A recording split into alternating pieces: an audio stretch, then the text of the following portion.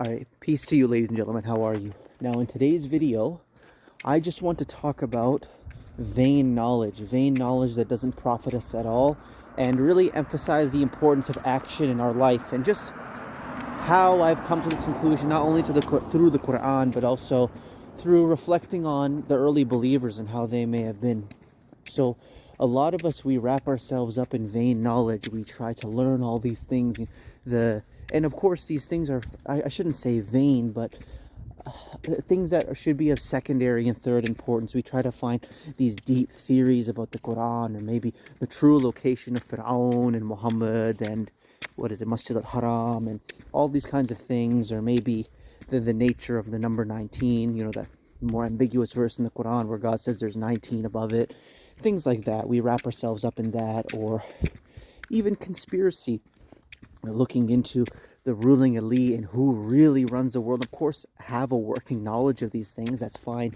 You need to know who your enemy is, have a general idea. Really, it's Shaitan. That should be enough for us. We know that this world is heavily influenced by Shaitan, that most people are going to hell, and it's his philosophies that are promoted. And the mortal face that implements his philosophies, it doesn't really matter. Either way, they all come from Satan. But we wrap ourselves up in all these theories and this knowledge, and we need, this is very indicative of the Western man and the way he thinks. He needs explanations, abduction. He wants an explanation for everything. We need theories, we need to know everything, even though knowledge belongs to the Lord, and it comes out of our ego as well. We can't just accept and say that the Lord knows and we know not. But it got me thinking, what's more important, knowing all these things, or maybe knowing half of those things, maybe even less than that, maybe even a quarter, maybe even 10%, maybe even 5%, but acting upon it? Who's really in a better state in the end? Is it the one who, let's say, has really, really extensive knowledge about the ruling elite and all these theories, and maybe he knows where Masjid al-Haram and Muhammad and the original place was, because, for those of us who accept that it didn't happen in Mecca, and the mainstream history that we're given on top of the Egypt-Palestine thesis where Fir'aun and the story of Moses took place, somebody who has knowledge of all these things, who's better, him and doesn't do anything about it, right? Just studies all day long, or somebody who believes in the Lord, does good deeds, gives charity, is good to his parents, fights in his cause, and whatever truth he does know, he's honest and he speaks it courageously in a society? Who is really in a better state? Who's really in a better state? We wrap ourselves up, and it can seem productive too. That's the trap about it.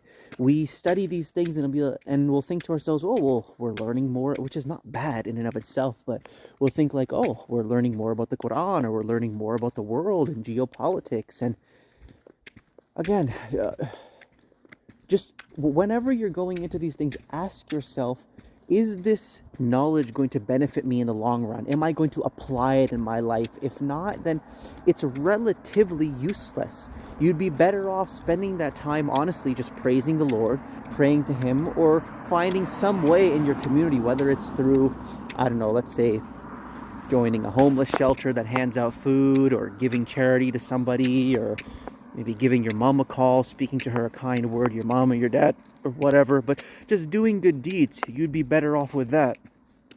And this abductive thing of just needing an explanation, needing answers for everything, it even goes down to the hadithan too.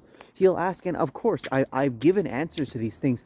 What is the hikmah? Oh, if you can't explain to me what the hikmah is, you're not going to say what it is or what you think it is. You're just going to say God knows best. So therefore, it must be the hadith, because you have no other alternative explanation you're providing for me. Even though we know what the hikmah is. The hikmah is just, or the wisdom is just the applied principles of the Quran, or even just things like, this refers back to that video I just made refuting Muhammad Ali, the hadithan, where they'll say that verse in the Quran where God says that Muhammad told the believers that God would assist them with 3,000 angels, and then, oh, well, what's the nature of this revelation? Like, this private revelation that God gave to Muhammad at some point, that the believers would be assisted with 3,000 angels.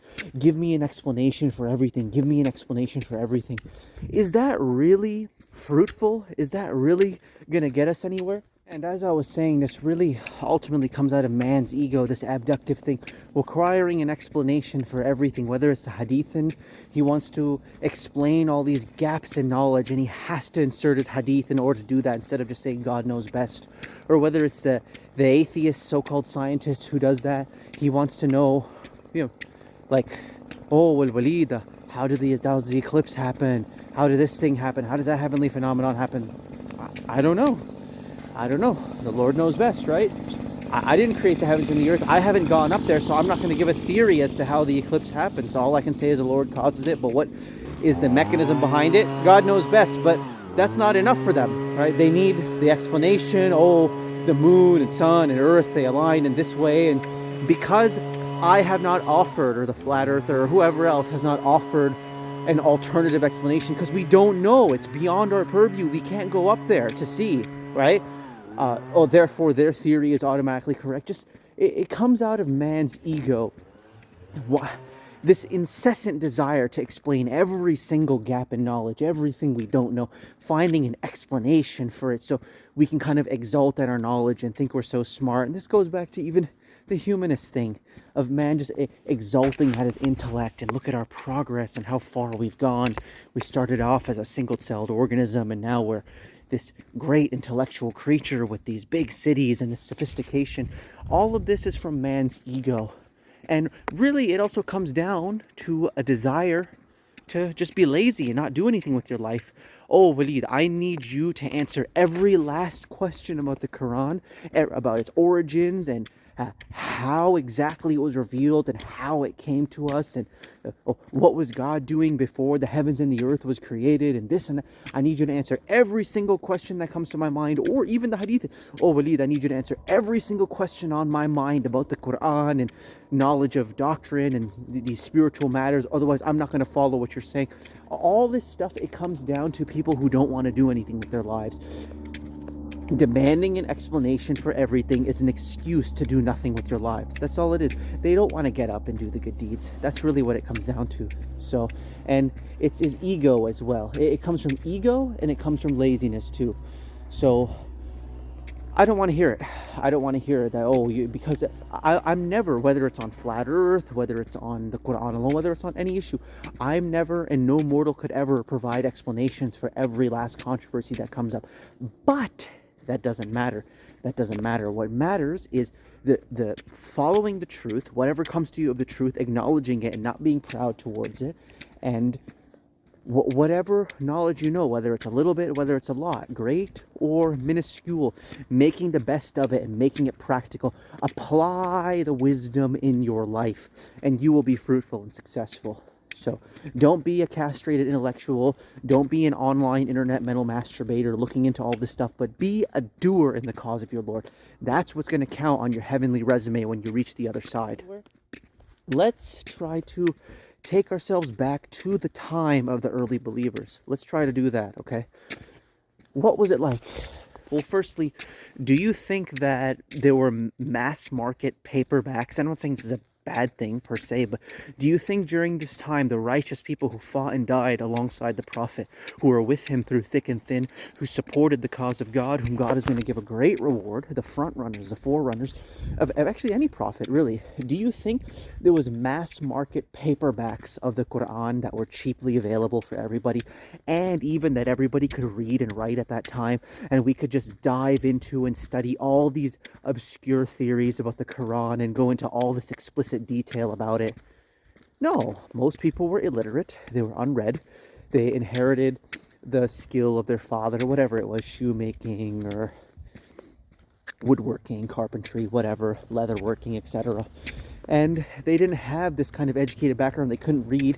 And any books that you got your hand on, if you were educated enough to read, were exorbitantly expensive because they didn't have mass market paperbacks, right? These things had to be copied hand in hand by scribes, and it took a long time. So they didn't have this mass availability of information. Yet they were still righteous. They were still righteous. They were honored servants of the Lord. How did they interface with the Quran? Was it like us diving into all these obscure theories and having, which is not a bad thing again per se, but going into all these obscurities about Quranic theories on, and again, I've given an explanation for them what the hikmah is and this and that and the other. No, they interfaced with the Quran essentially because they heard it, right? They heard the messenger or somebody reciting the Quran, and the little bits that they heard, this is the main key point, which is bringing me back to what I was talking about at the beginning about fruitful knowledge. They weren't able to read the Quran all the time like we are, but the little bits that they did hear, because most people converted, most people came to the faith that the messenger was calling them to through hearing the Quran. The little bits that they heard here and there whenever the Quran was recited in their area, they tried to make the best of that, right? The little things they hear, the one God, the doing good deeds, the giving charity, the little bits, they tried to make the best of that. And that's really what I'm getting at right here. It's fruitful knowledge. It's not about necessarily what you know, the pailfuls of information that you can dump in your head, but rather it's about what you can make use of, okay? And I'm willing to accept, let's say, somebody who's, I'm trying to learn more and more Arabic. I can read Arabic, but I'm trying to expand my vocabulary and expand my knowledge of it. But I accept that somebody who, let's say, is born and raised in Yemen, born and raised in Saudi Arabia, he's going to have more knowledge of the Arabic language than me just because it's his native tongue. Just like he's never going to really have knowledge of the English language like I do myself. I accept that. That's no problem. But does that really matter that he knows more about the language? Maybe he knows more details about the subtle grammar and nuances in the Quran and how it relays information. Does that really matter? Or what matters is doing good deeds, and even whether you know a lot about the Quran, you have access to a huge amount of the Quran. Let's say you're born and raised in Arab and the language is not a barrier to you or whatever, or whether you have maybe very little access to the Quran. Let's say you're an illiterate person like the people back in the day who were rolling alongside the messenger, just hearing the Quran here and there whenever it's recited. Is it more about what you know or about what you do? That's really what I'm getting at. So I implore you to be careful. Don't fall into the trap of consuming so much information, and just do good deeds. Make the best of what you have.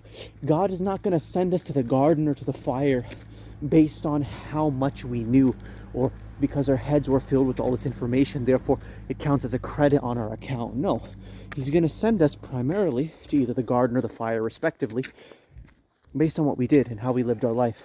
Again, think of the time of Moses. Do you think there was mass market paperbacks of Torahs everywhere and everybody could read and write? No. They heard the Torah recited whenever they did, and the little bits that they heard, the little nuggets of information, they made the best of it. And that's what I encourage you to do. Put down the phone, put down the books, read the Quran, of course. Read it whenever you get the chance, but once you've, don't glut read. Don't read too much. Read a little bit. Once you've absorbed it, really think about it, contemplate it, and apply it in your life. That's going to take you much further. And we know this is a fact because, and by the way, sorry if I sound a little out of breath, I'm just going uphill right now, but as I was saying, that little bit that you do apply, it's going to be worth far more than somebody who dumps trailers full of information in his head but does nothing with it. And we know this is true because, again, the early believers, the people who followed the prophets, not all of them were literate, of course. They were common people of the ancient world. Most of them were illiterate, and they didn't have mass market paperbacks of holy scriptures, but they heard and they tried to make the best of what they heard. And that's what I encourage you to do. Do. Exercise effort in the cause of God, and the Lord will reward you with whatever you put in. What you put in is what you get out. But anyways, ladies and gentlemen, that's really all I got to say on the matter. I hope this talk was a blessing. And yeah, peace to you. Remember, the seed abounds, so keep your eyes wide open. Peace out. Peace and blessings in the name of the Most High, viewer. My name is Walid Naeem, and I am a zealous submitter to the one true God, the creator of all mankind. Do you notice something wrong with the world? Something strange? Despite us having a church, synagogue, and mosque in every neighborhood, how has this entire Western civilization fallen into abject atheism, nihilism, and savagery? Why does life just seem so dull, so meaningless, and so devoid of anything real in the Occidental world? Despite the ubiquitous presence of these religious institutions, why are our so-called Muslim sons in large numbers drinking, smoking, partying, and chasing after women, with no seeming desire to do anything more with their life other than satisfy their base pleasures, when God has commanded them to be clean, righteous, and responsible leaders of their community? And why are our hijabi so-called Muslim daughters walking around with tight jeans that reveal their figure, with TikTok accounts posting semi-provocative, self-absorbed videos of themselves online for the world to see when God has commanded them to lengthen their garments and be modest in their mannerisms? What has happened here? These young men and women are supposed to be making themselves right before God while raising the next generation of ardent defenders of the holy faith. But it seems that Islam features no more in their lives other than a scarf on their head, a Friday fidgeting around in the mosque when their parents forced them to go against their will, or a decorative hanger in their car. At this rate, if God allows us to continue going down the road it is, then Islam and the Quran will become pretty much non existent in the lives of most of our descendants, if it wasn't already non existent now. If we do not take a stand soon, in a few generations, our children's children will likely be indistinguishable from the secular West. Is that the kind of world we want to live in? Our kids to live in? A world practically devoid of the remembrance of the one God and all things sane? I obviously can't speak for you, but for my own self, I can personally say, count me out of it. I'm not going to sit here and just watch my brothers and sisters, those who claim to believe in God alone, believe in Judgment Day, His prophets and angels, and all the other aspects of this holy creed, get duped into going to hell. I'm not going to let this happen without at least something of an effort on my end to reroute this dark trajectory. So, again, how in the world do we end up here? There is a mosque in practically every neighborhood in the West, and no shortage of donations that get dropped in their boxes. They have had lots of funding, lots of time, and unquestioning support from their respective congregations, yet somehow have been run over by the secular atheist. All of their so-called Muslim children go to the atheist, secular public schools for most of their week to be taught beliefs that are completely incompatible with the Quran. And we wonder why they have ended up the way they are. If these houses, and by these houses I mean the mosques, were truly of God, that were doing everything right, then why would our Lord let them get so decisively trampled upon by their enemies? Why do the wicked have all of the reins of power here? Clearly, something is not adding up. Well, it is my thesis here today that the vast, vast majority of mosques that exist in this world today have lost their way and follow a religion which is completely foreign to the Quran. This is why they have failed so miserably in the West, and it seems that God has forgotten them. In truth, the real reason behind their shortcoming is that they, and many of us, have forgotten God Himself, which is why He has left us here collecting our bitter receipts. So, what are my exact criticisms of the mosques today? As a Muslim and a man committed to the truth above all else, what are my personal gripes with their institution, which claims to be for God? The first glaring problem I can think of is that the majority of people who call themselves Muslim have allied themselves with a body of literature that is foreign to the Word of God, treating it equal to, and in fact above, the Quran itself. Of course, I am talking about the Hadith. Listen, the facts are this.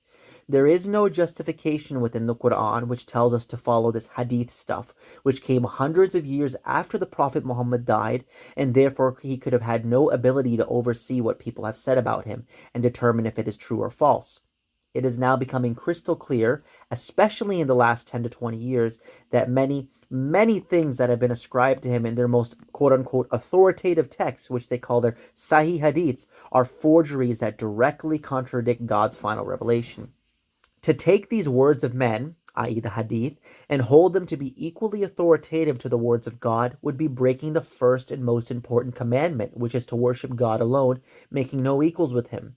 To say that these supposed words of Muhammad, which are not even Muhammad's own words, but simply very doubtful rumors about what people who existed hundreds of years after him say he said, that have been decided upon by the scholars as authoritative, holds equal, or in fact any weight in our faith comparable to the verbatim words of God Himself, the Holy Quran, is idolatry. You are exalting man's words to the status of divinity, which should only be given to God's words. Nothing comes even close to the Quran, because God, the creator of the heavens and the earth, is its author. This includes the Hadith too, which pales in comparison and is superfluous to the glorious Quran. If you are interested in seeing a full refutation of the Hadith, you may watch my video titled A Defense of Prophet Muhammad, David Wood and Hadith Exposed, which is linked below. In it, along with refuting and putting in his place the worst opponent of Islam on the internet, Mr. David Wood, I also expose how the Hadith is completely contradictory to the Quran and the source of much of the Muslim world's problems. It is a 2 hour long documentary where I seek to demonstrate the true character of Muhammad in the Quran, defending his history and personality with primary source quotations. I clear the last prophet of God's name from the people who have tarnished his reputation the most, which are certain types of Christians, and, sad to say, Hadith following Muslims, which have said many terrible things about him. No, Muhammad was not a money hungry, tyrannical warlord who married a 6-year-old girl. He was a shy, humble, meek man who married adult women, had compassion for even his worst enemies, and oftentimes had a tough time even standing up for himself out of fear of hurting other people's feelings. This is all demonstrated in detail in my video. Once again, the link for that will be in the description under the tab, The True Character of Muhammad in the Quran.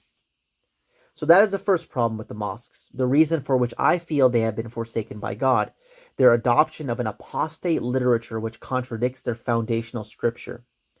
The second point of contention I have with many of the mosques is their seeming unwillingness to say anything controversial which may make them face persecution from their government. The fact that 9/11 was not only an inside job, but the fact that no planes hit the Twin Towers on that day, and the whole charade was a hoax designed by the governments of the world to forever frame the Muslim people as terrorists and justify invasions in our countries, should be taught to every man, woman, and child. This great fraud of the September attacks has left such a lasting, enduring reputation on every brown person, and Muslim in general, that it should be discussed in every mosque. Our people are not responsible for that crime, but it was the governments of the world who carried out that plot and framed us for it. 9/11 is just only one small example, though. There are many, many other quote-unquote conspiracy theories, which are really just conspiracy facts, avoided by the mosques due to their controversy, like the fact that the monetary system in the West is an ungodly scam based on usury, the fact that the so-called healthcare system is a predatory empire which doesn't try to cure anybody, but instead makes money off of human suffering, the fact that sodomite propaganda is being promoted to the masses, including our children, and the fact that the thing which I will call the C-19er, to avoid censorship, was a hoax perpetrated by the powers that be to greatly expand their police state, censorship incentives, and surveillance systems worldwide in order to create their new world order, and much more. These governments that have occupied our lands are de facto terrorist regimes, and the mosques seem to say nothing of it. They appear to be more concerned with not being labeled extremists while they live their comfortable, well-funded lives, avoiding topics that are hard to deal with due to the abject persecution they bring. That is my second problem with them. They're at the very least lack of awareness, or if not, perhaps lack of willingness to address the real geopolitical situation going on in the world. And lastly, my third trouble with the mainstream mosques, which can also be put into the category of conspiracy facts, is their complete ignorance on the true nature of the earth. It may sound as a shock to you, my viewer, that the Quran, the Bible, and in fact all of the ancient scriptures teach the earth is flat and stationary. This is the only model of the world which is compatible with those texts and also scientifically provable. This flat earth conspiracy, which should really be called the globe earth conspiracy, is one of the biggest lies of the modern world, we are told, and goes in line with what I said earlier about the endemic corruption of the governments of the world. Everything you have been told about where you live is a fabrication, and the space agencies are a shameless hoax. For a fully detailed presentation on the subject of flat earth, where I demonstrate the science, the history, the philosophy, the verses in the Bible and Quran proving it, and much more, you can read my book titled The Flat Earth Manifesto, which is linked in the description. This work runs to nearly 1,200 pages and is practically a textbook on not only the topic of flat earth, but the subject of physics proper, and I expose the biggest fraudulent religion of the West, which is science worship, otherwise known as scientism. As with all of my work, it too is available for free. No, you do not live on a pathetic speck of dust spinning around in the middle of nowhere in space. You live in a brilliant, intelligently designed terrarium created by God and are at the center of the universe. Again, to learn more, the link to the Flat Earth Manifesto will be in the description. Those right there are my 3 biggest scores against the mosques of today. There are more points I could bring up, but these are the major ones. These are the controversies which have estranged me from the rest of the so-called Muslim world. Believe me when I say that I would love to join them, and that it hurts me so deeply that I have to pit myself up against the very institution I was born and raised in, the mosques I attended from childhood, whose carpets upon which I walked, stood, prayed, and listened to the preaching in my earliest years. But that is the price to pay for the truth. My commitment to God and what is right is more important than my emotional attachments to a place that was once dear to my heart. Simply put, this is why I think God has forsaken us. This is why I think that the mosques have been steamrolled by the secular atheist. It is because most of us have abandoned the word of God, neglected preaching the truth, and instead chosen comfort over courageous action. That is my thesis to why this great falling away in the West has taken place. If this sounds shocking to you, if it sounds so unbelievable that the majority of the so-called Muslim world could be deceived so badly, then I simply have these verses in the Quran to show you. In the name of God, the Almighty and the Merciful. Chapter 6, verse 116. And if thou obey most of those upon the earth, they will lead thee astray from the path of God. They follow only assumption, and they are only guessing. Chapter 25, verse 30. And the messenger will say, O my Lord, my people took this Quran as a thing abandoned. God has really predicted this a millennia ago. He knew that the people who follow what is really right are few and far between, that the majority of men and women are led astray, and the people who claim to love Muhammad the most, i.e. mainstream Muslims, would abandon the glorious Quran. God has revealed to us 1,000 years ago that this all would be the case. It is my mission, therefore, by the will of God, to band together with like-minded believers who have understood the truth and work together to build a new institution from the ground up, founded upon prudent fear. We need to start fresh, start anew. We need to build a new mosque where people can hear the unfiltered preaching from the Quran alone, where men and women can get married, where children can play and be educated in the truth, and where the name of the Most High God, without any associate partners, can be remembered. We need a group of highly dedicated men who will raise and defend this institution with their own hands if need be, and go out into the world warning people of the punishment of God, bearing witness to the truth of his oneness. That is my mission, my viewer. If you found that this mission of mine has touched your heart and is something you want to get involved with, then feel free to contact me in the email below.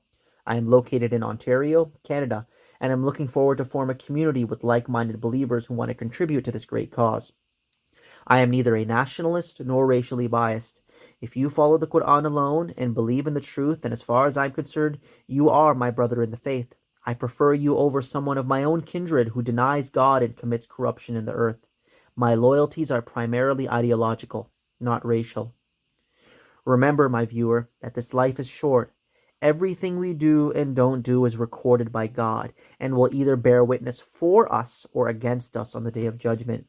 Hell is eternal, and I do not know about you, but as for me, I want to meet my Creator in the best state possible.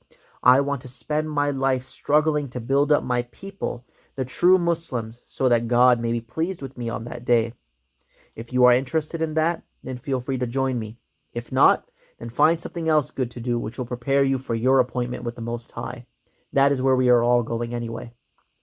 With that being said, I say peace and God bless to all of you good people. Take care, everyone.